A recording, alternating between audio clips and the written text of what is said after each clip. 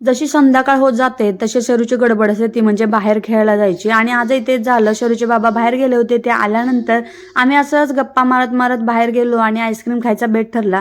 तर गेलो या हॉटेलमध्ये. हॉटेलमधलं मेनू कार्ड बघितलं आणि आमचा प्लॅन थोडासा चेंज झाला आणि तिथं आम्ही त्याच्या आईस्क्रीम ऐवजी चाट ऑर्डर करायचं ठरवलं. आणि इकडे शरूचं चाट मिळालं होतं, त्याने पुरी खायला तर चालूच केली होती, त्याच्यासाठी भडंग आणि पुरी आली होती.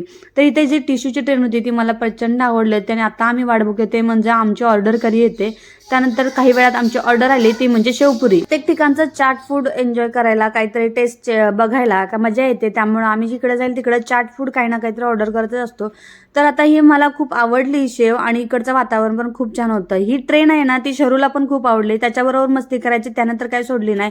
हॉटेलचा व्ह्यू दाखवते तो पण खूप छान होता, शांत असा होता, त्यामुळे आम्हाला आवडला. घरी आल्यानंतर बघा, अचानक ठरलेल्या प्लॅनमुळे आमचं हे राहिलेलं जेवण आता फ्रीजमध्ये जाणार होतं. तुमचंही असंच होतं का?